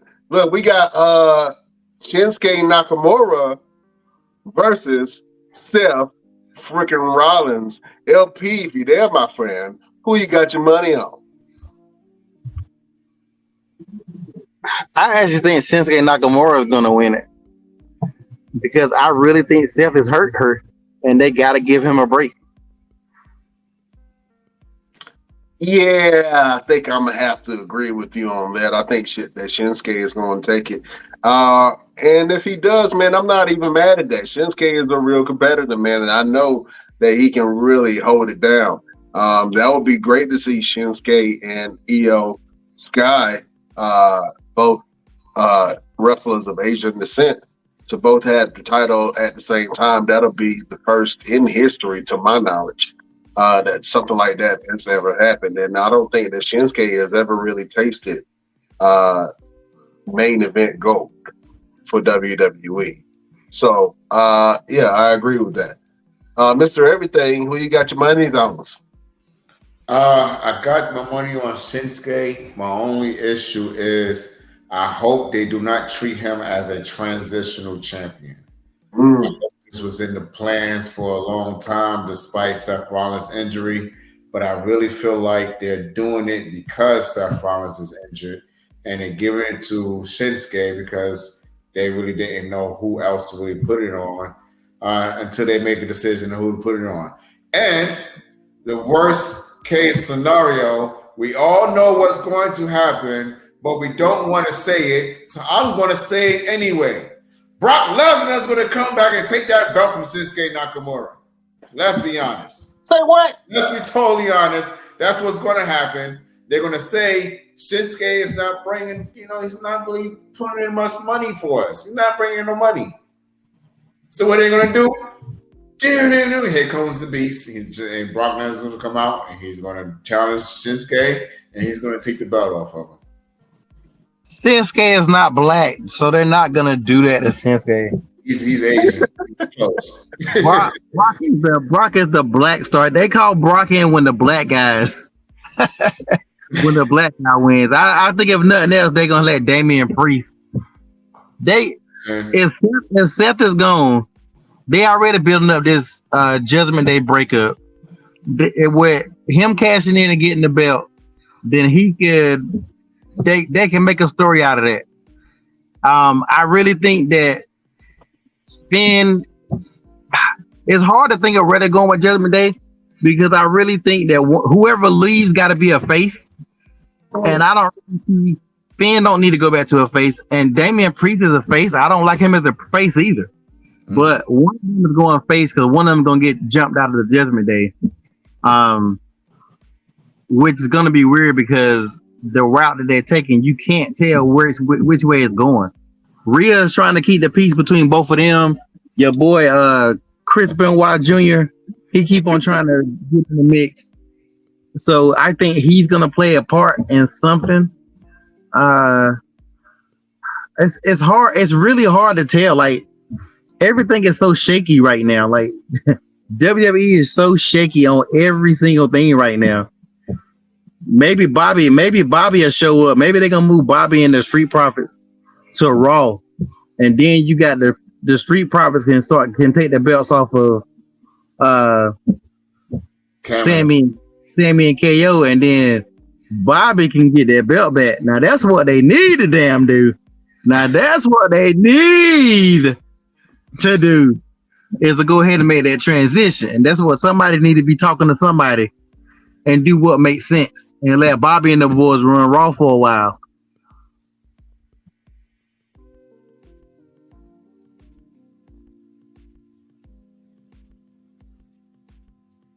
You guys there? Oh, sorry. Yeah, this is going to be a huge match, man. I got to go with your boy Shinsuke Nakamura on that. I think that's going to be a big match. But you're right. If they did put Bobby in that position, I think it would make sense to put them there. But with the bloodline going right now, I think that them being on SmackDown is going to be the next best thing in the next big transition since the Bloodline storyline is seemingly at a pause right now. Let's go to another match that's on the card, man. You got your girl, the man Becky Lynch versus Trish Stratus. Fellas, who you got your money on? Mr. Everything. The referee. That is cold-blooded, sir. Cold-blooded. That's very cold-blooded. I ain't know why you had to do that to him like that, Jack. Man. I got to give it to Becky Lynch. The biggest thing about this pay-per-view is everybody's mentality, everybody's morale. You know, with losing Bray and everybody's comments and stuff like that. I can see some tributes happening, you know, some homages, but I guess I'll give it to Becky because they got to finish the storyline so Trish can go home and do something else. We can all Canada's hope and pray for that. We can all hope and pray for that. Oh man, LPZ, who you got your money on, man? You got your money on the man Becky Lynch, or you got Trish Stratus? I don't care. I just need this to go away. I don't care who wins. Just stop. Like this is no way in the hell this has been going on for like 4 months. Are you serious? This has to be the worst storyline ever. Like nobody cares. This is between this and Ronda and Shayna Baszler. Like nobody cares. There is nothing that can happen in this match unless a surprise return of Jazz show up and beat Trish down or something like that. Well, the only thing that will make you care about this match, man, Becky needs to do something. Rhea is talking all that shit. Becky can beat Rhea. Let's be honest. I'm tired of this bullshit. Becky can beat Rhea. Some of y'all starting to drink the Kool-Aid and think Rhea is fucking the Big Show. She can beat Rhea. She needs to be fighting for that belt. Get Trish the hell out of here. Oh man, you know what? And I agree with you. I'm gonna have to go with the man Becky Lynch on that one. But speaking of Rhea Ripley and the belt man, she's facing Raquel Rodriguez. Fellas, this is officially. Hold on, let me zoom in so I can say this. The battle of the mommies. You know what I'm saying? This is officially the battle of the mommies. We got mommy Rhea Ripley is defending her belt against mommy or Mamacita, your girl Raquel Rodriguez. Man, this is going to be a good fight, and I'm actually looking forward to it. Mr. Everything, who you got your monies on? I would love to put it on Raquel, but it's got to be Rhea. It's going to be Rhea. I just hope that they have the match like they had at NXT, which was an extreme banger, showcasing both of their power. So Raquel just gets injured too much for me. Oh man, that was a bold statement. LPZ, who you got your money on? You want Raquel to take it off of Rhea, or you gonna wait till the man Becky Lynch comes around town? Raquel sucks. All she does is flex her back. Like that's her thing. That's the only. Not the back flexing. Oh my God, that was cold-blooded, Jack. But that's all she does. We get it. You're muscular, but what has she really done to make the fans care about her? Like she is she has not done anything either. She doesn't even deserve this title shot. Like, they just be giving title shots away. I think she probably gonna be about to win, and Natalya gonna show up for whatever reason and interfere, and then Natalya gonna have a match start having a beef with her, and then Rhea will have the next couple of months off. It's like they keep on making people have these time off for no reason. That's Like, correct. Rhea needs a storyline so bad. Yeah, she really does. I definitely agree that she does need some type of a storyline with a female competitor. And I think that this storyline between her and Raquel it feels real to me because I really think that Raquel can take it off of her. Raquel is a good babyface, but the problem is Raquel doesn't have the same star power that Rhea Ripley has right now. Even outside of wrestling, Rhea Ripley is building her name and her brand up. You know what I'm saying? And she is becoming a force.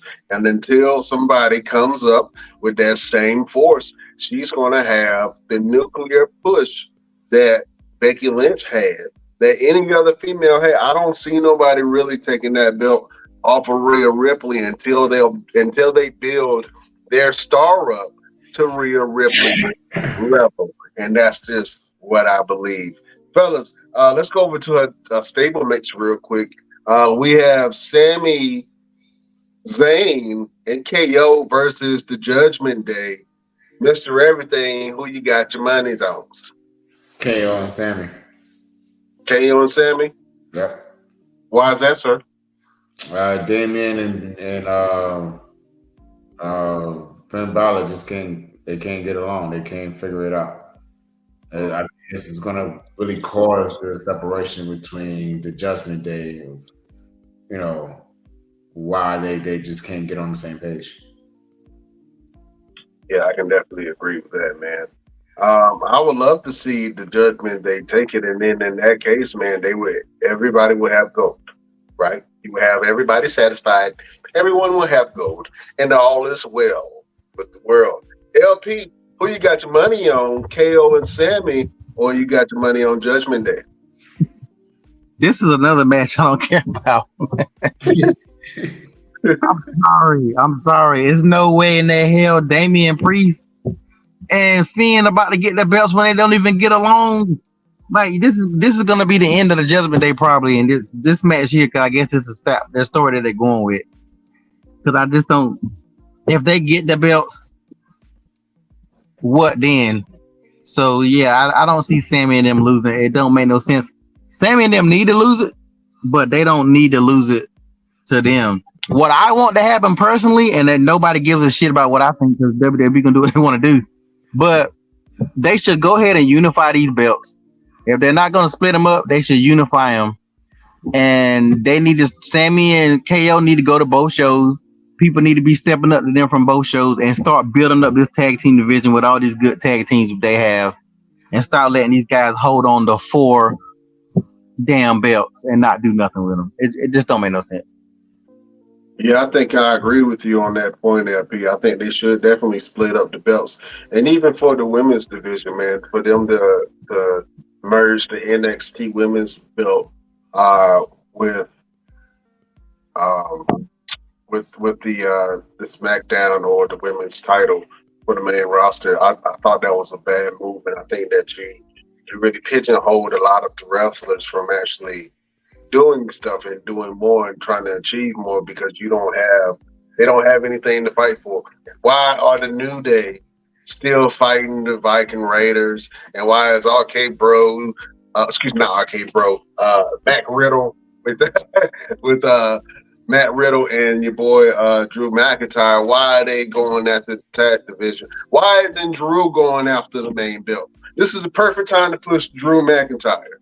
Drew McIntyre can be an unstoppable force on Monday Night Raw if they put the belt on him right now, and I can see his frustration with that. You know what I'm saying? But that's something else, though. You got to rebuild your star, right? You're not the Drew McIntyre of old. You are this new Drew McIntyre, and you're in this tag team with Matt Riddle and calling yourself the Mac Riddle, which, I'm going to be honest with you, for marketing purposes, That could be something that's very beneficial if they get a sponsorship with McDonald's. I wouldn't be That mad at that. is the That's what worst. happened with when Dwayne the Rock Johnson told John Cena that he looked like a bowl of Fruity Pebbles. Yeah. And next thing you know, John Cena got an endorsement through Fruity Pebbles. No. No, no, not at all. Drew is about to turn heel, and he gonna beat the hell out of Matt Riddle, and that's how he gonna move toward the belt. Because Drew, he's another guy that's not. I don't like him as a face. Even when he had the belt, I just don't like him as a face. He's a beast. When he first showed up with your boy Dolph, and they was them damn monstrous heels. Yeah, That's made people say, "Damn, this dude done came back and he the truth." Babyface runs be ruining guys, man. Like, I make him a heel, please. Take the belts off Sammy and KO so they still can have their own solo matches. Sammy still can get this damn belt, and the people still want it to happen. You thought that people forgot about Sammy, but Sammy is still that guy. All they got to do is push him in that direction. But Triple H is making some bad decisions. I think the next show we need to talk about Triple H's bad decisions of late, because he's not doing a good job recently. well, I mean, there's been a lot going on, man. Well, let's talk about one of the other matches on the show, in which I think it was a huge kind of disappointment and let down for the fans because, if anything, you should have put this particular belt on LA Knight while he was hot and while he was doing something. But you have Rey Mysterio, the United States champion, against your boy Austin Theory. Fellas, who you got your money on? I'm going to go Mr. Everything. Who you got your money on? The great Rey Mysterio, or you have Austin Theory? Rey Mysterio on this one. Yeah, I'm not bad at that. You can always choose a legend. Can't go broke for that. LPZ, who you got your money on, man? You got your money on Rey Mysterio, or you got your money on your boy Austin Theory? I ironically think that Austin Theory is going to win it, and I only think that because I think they gave Ray the belt just for him to mark off that last little thing he needed. Ray don't want that damn belt. Ray can't carry that damn belt.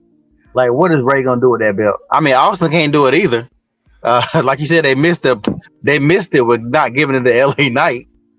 I think the fans wanted that too much, but I actually think they're gonna give it to Austin Theory. I don't know why, but I just don't think Ray don't need that belt. He did what he needed to do with that belt, and that was to get it. Now he got that check mark.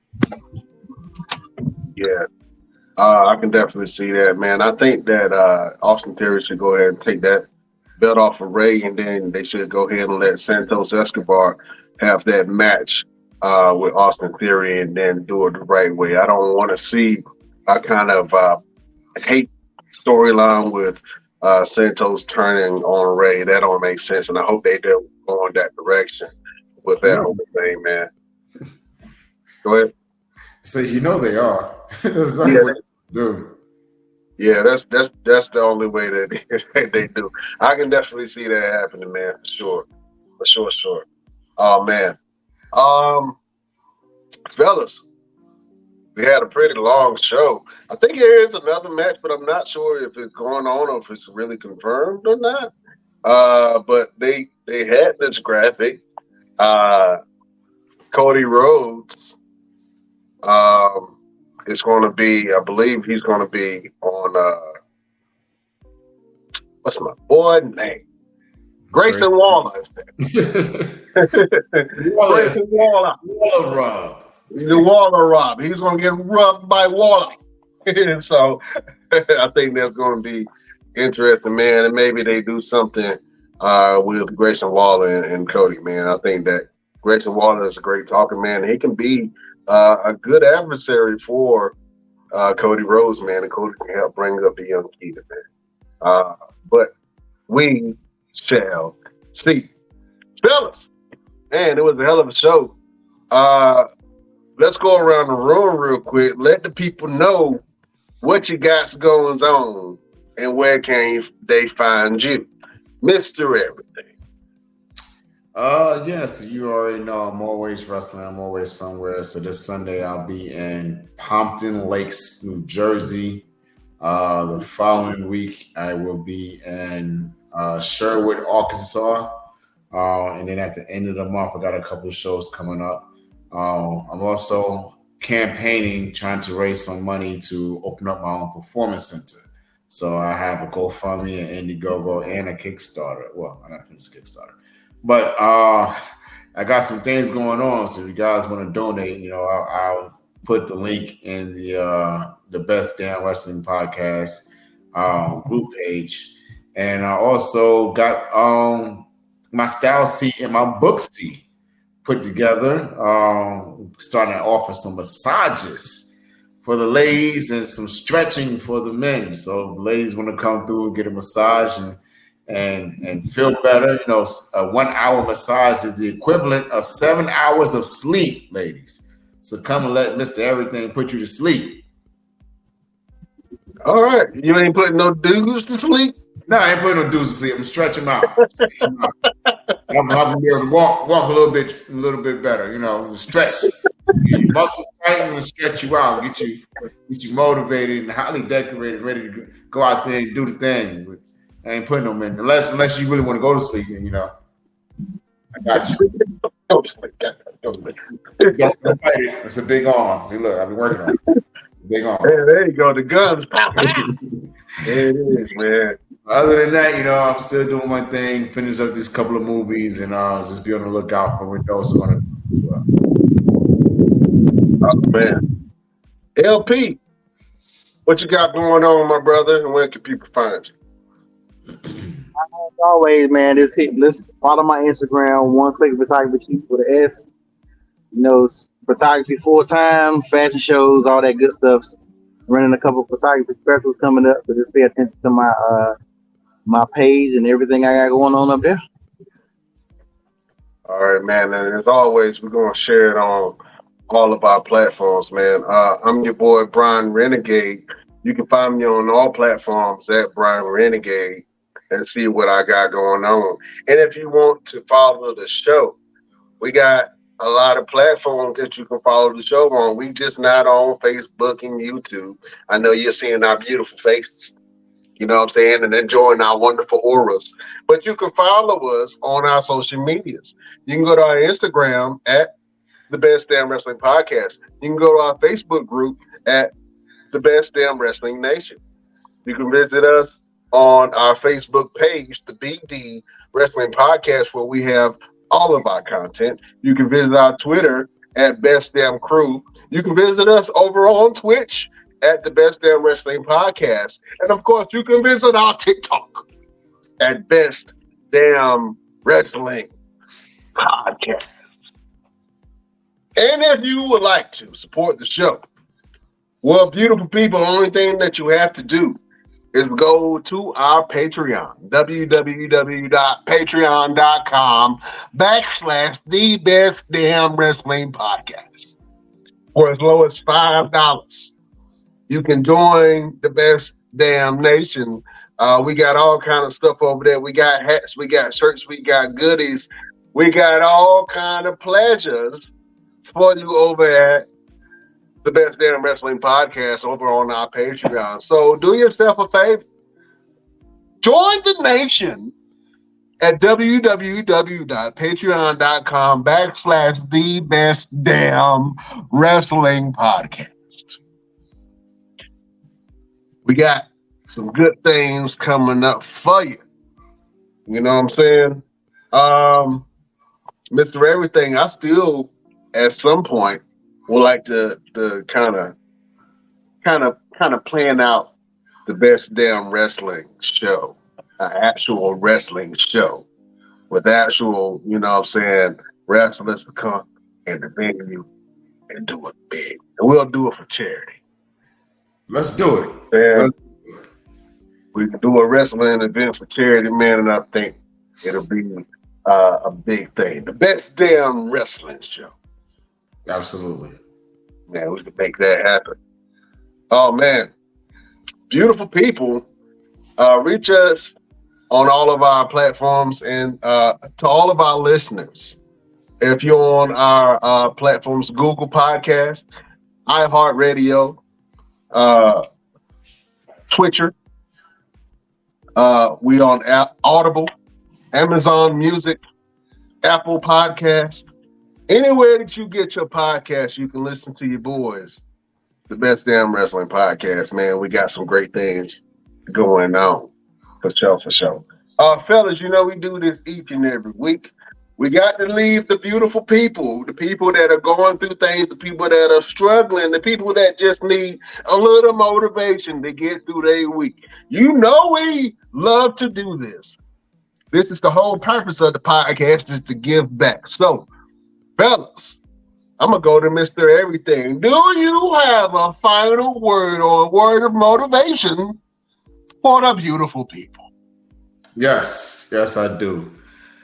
No matter what it is you're going through, no matter how hard it seems, all you have to do is this: live, laugh, love, learn, and then live again, however the path takes you. Oh man, you went all philosophical, hitting the heartstrings right in the. You can't be Mr. Everything if you can't do it. Oh man, Mr. Everything gives a quote. We're gonna have a book full of Mr. Everything quotes. You know what I'm saying? I dig that, my brother. That is a great word from your boy, Mr. Everything, Victor Andrews. LPZ, do you have a final word for the beautiful people? He said, bye-bye. Bye-bye, bitch. Oh, man, that was a good word from your boy, LP. Oh, man, listen. I got this quote from a fortune cookie. Sometimes I go, who got good fortune cookies, man? Panda Express. They got some good fortune cookies with some good quotes. You know what I'm saying? It doesn't matter how a word of inspiration comes to you. You know what I'm saying? The man upstairs, he'll always find a way to get you the message that you need, either if it's from a fortune cookie, or if it's from somebody that you like, or if it's somebody that you don't like. You know what I'm saying? Sometimes a word can come in all forms, shapes, and sizes. And so I got this quote that says, "Good things may come to those who wait, but those things are left behind by those who hustle." Meaning, even though it may be good, the ones who hustle get it first. It's fresh. You know what I'm saying? They work for it, they get it, and whatever you waiting on, you're going to get the leftovers, the scraps from those who hustle. You know what I'm saying? Mr. Everything gave you a whole breakdown of how wrestlers hustle. You know what I'm saying? How they do a lot for a little bit. Mm-hmm. You know what I'm saying? So you got to hustle. You got to bust your whole ass, because you never know where life may lead you and what doors and opportunities you may open up yourself, not even knowing it. You know what I'm saying? Sometimes just putting yourself out there, doing something different, getting outside your comfort zone, starting that business, running that business, maintaining that business, starting your own brand. All of that stuff is hard to do. You got to activate your hustle muscle to be able to get it going. You know what I'm saying? I ain't gonna just fall in your lap. Sometimes it do. Thank God that sometimes it do. But most of the time, you got to get your ass out on them streets and make it happen, Jack. You know what I'm saying? So to all the hustlers out there in the world, we see, I want to give a shout out real quick. I want to give a shout out to all the truck drivers. Truck drivers show us love, Jack. They listen to your boys at the Best Damn Wrestling Podcast. So I want to salute everybody that's out there driving trucks. It ain't easy to do. So salute all the truck drivers. I'm going to give you a buck, honk, honk. You know what I'm saying? For your boy at the Best Damn Wrestling Podcast. Because people don't realize how essential it is of a job that you guys do and the dangers that you face. And then the hardships of being away from your family. So I'm saluting all of the truck drivers out there that listen to the Best Damn Wrestling Podcast. And if you ain't listening, Breaker 19, we here. Turn on your boys. And you can listen to us on all of our platforms. My uncle was a truck driver. You know what I'm saying? It's showing respect. Where respect is due. That is a word from your boy, Brian Renegade. Listen, I can't hold y'all no longer, man. We went over the 2-hour mark. Usually we don't go that long. And then it's 114 degrees outside, so I'm starting to melt in here. So I got to sign off and get me a cool drink. We will see you next week.